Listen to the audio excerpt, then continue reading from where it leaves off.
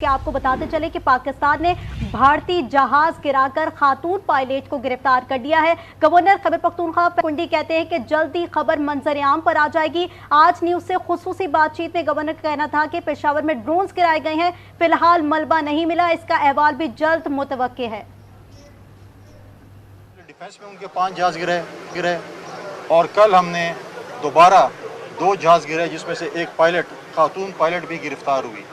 تو میں یہ سمجھتا ہوں کہ پچھلی دفعہ چائے یا کافی تھی، تیسری دفعہ میرے خیال میں عوام کی ڈیمانڈ ہے کہ چائے کافی نہیں سرو کی جائے، ان کو شاید روزے رکھنے کی ترغیب دی جائے تاکہ جو ہے وہ چائے ہم نے اپنے پہلے ڈیفنس میں گورنر اس وقت فیصل کریم جو کنڈی تھے وہ ایک بیان دے رہے تھے کہ جو پاکستان نے بھارتی جہاز گرا ہے اس میں خاتون پائلٹ کو گرفتار کر لیا گیا ہے، اور گورنر خیبر پختونخوا فیصل کریم کنڈی کہتے ہیں کہ پہلے تو صرف چائے پلا کر بھیجا گیا تھا، لیکن اب یہ ہے کہ شاید روزہ بھی رکھوا دیں، جلد ہی جو خبر ہے وہ منظر عام پر بھی جائے گی۔ کہ اس سے پہلے ہم بات کر رہے تھے گورنر کی، خیبر پختونخوا کے گورنر نے کہا ہے کہ جہاز گرا کر خاتون پائلٹ کو گرفتار کر لیا ہے۔ گورنر خیبر پختونخوا فیصل کریم کنڈی کہتے ہیں کہ جلد ہی خبر منظر عام پر آ جائے گی۔ آج نیوز سے خصوصی بات چیت پہ گورنر کا کہنا تھا کہ پشاور سے ڈرونز گرائے گئے ہیں۔ بالکل، اس وقت ایک دفعہ پھر آپ کو سنواتے ہیں کہ خیبر پختونخوا فیصل کریم کنڈی کا اس حوالے سے کیا کہنا ہے۔ ہم نے اپنے پہلے ڈیفنس میں ان کے 5 جہاز گرے اور کل ہم نے دوبارہ 2 جہاز گرے جس میں سے ایک خاتون پائلٹ بھی گرفتار ہوئی۔ تو میں یہ سمجھتا ہوں کہ پچھلی دفعہ چائے یا کافی تھی، تیسری دفعہ میرے خیال میں عوام کی ڈیمانڈ ہے کہ چائے کافی نہیں سرو کی جائے، ان کو شاید روزے رکھنے کی ترغیب دی جائے تاکہ جو ہے وہ چائے کافی چیف اسلام آباد طارق چودھری بھی اس وقت ہمارے ساتھ ہیں۔ طارق صاحب کیا کہیں گے؟ پاکستان نے بھارتی جہاز گرا کر خاتون پائلٹ کو گرفتار کر لیا ہے، اور خیبر پختونخوا کے جو فیصل کریم کنڈی ہیں انہوں نے یہ بیان دیا ہے کہ پہلے تو ابھینندن کو صرف چائے پلا کر بھیجا گیا تھا، اب شاید خاتون جو گرفتار ہوئی ہیں پائلٹ ان کو روزہ بھی رکھوایا جائے۔ دیکھیے، گورنر صاحب بڑے ذمہ دار عہدے پر فائز ہیں اور یقیناً ان کے پاس ڈائریکٹ نالج ہوگا۔ ہم آج صبح تقریباً 4-5 بجے سے یہ بات سن رہے ہیں۔ 2 چیزیں ہم نے سنی، ایک تو یہ اطلاع ملی کہ ایک ریفیل طیارہ جو ہے وہ پاکستان کے علاقے میں بمبر یا اسمانی کے علاقے میں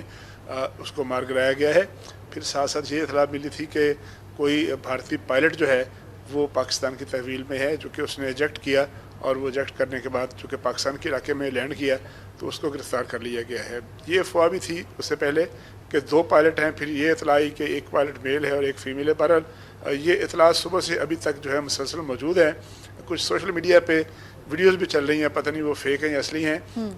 ہم نے جب سیکورٹی ذرائع سے رابطہ کیا ہے تو ابھی تک اس بات کی کنفرمیشن نہیں ہو سکی، لیکن گورنر صاحب جو ہیں ان کو میں جانتا ہوں، بڑے اچھے انسان ہیں اور ویل انفارمڈ پرسن ہیں۔ اگر ان کے پاس کوئی ڈائریکٹ نالج ہے، اتھینٹک نالج ہے، تو یقینی طور پر پھر ان کی بات کو چیلنج نہیں کیا جا سکتا۔ باقی جہاں تک تعلق ہے چائے پلانے کا، تو پاکستان کی تو یہ روایت رہی ہے، ہمیشہ سے روایت رہی ہے مسلمانوں کی اور پاکستانیوں کی، کہ اپنا جو بھی مہمان ہو وہ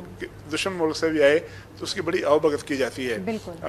یہ البتہ ہمارے ہمسائے جو انڈیا والے ہیں وہ ہمارے کرکٹروں کے ساتھ، ہمارے اداکاروں کے ساتھ، ہمارے عام لوگ سے بڑی بدسلوکی کرتے ہیں، اور اس بات پہ بڑا فخر محسوس کرتے ہیں۔ مہمان نوازی جو ہے وہ طارق صاحب ہم پوری جو ہے وہ بھرپور نبھاتے ہیں، آپ نے بالکل درست فرمایا۔ اچھا، دوسری جانب ایک اور اہم معاملہ جو ہے، ایک اہم ڈیولپمنٹ سامنے آئی ہے طارق صاحب، کہ پاکستان اور بھارت کے درمیان جنگی صورتحال پر پاکستان، افغانستان اور چین کا جو ہے وہ ایک اہم اجلاس ہوا ہے، اور خطے کی صورتحال پر تبادلہ خیال بھی کیا گیا ہے، اور یہ بھی آپ کو بتاتے چلیں کہ محمد صادق نے پاکستانی وفد کی جو ہے وہ قیادت بھی کی ہے، جبکہ سیکورٹی تعاون اور علاقائی استحکام پر مشاورت کی گئی ہے۔ اس پر آپ کیا کہیں گے؟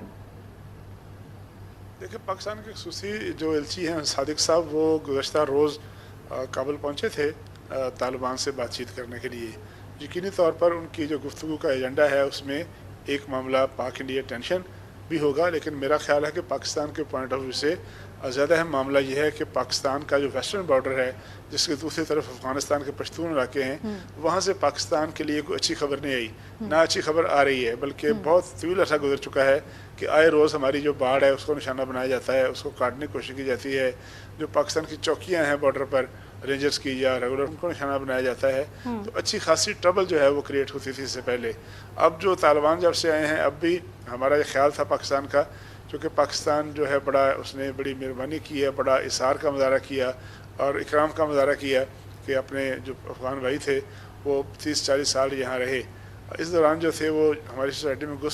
گل مل گئے اور بہت سے ایسے مسائل پیدا ہوئے جن کا ابھی تک کوئی حل نہیں ہے۔ تو دیکھیں ابھی آنے والے دنوں میں کیا ہوتا ہے، لیکن میرا خیال ہے کہ جو محمد صادق صاحب کی ملاقات ہے، اگر اس میں چین بھی شامل ہے اور پاکستان بھی شامل ہے اور افغانستان بھی شامل ہے،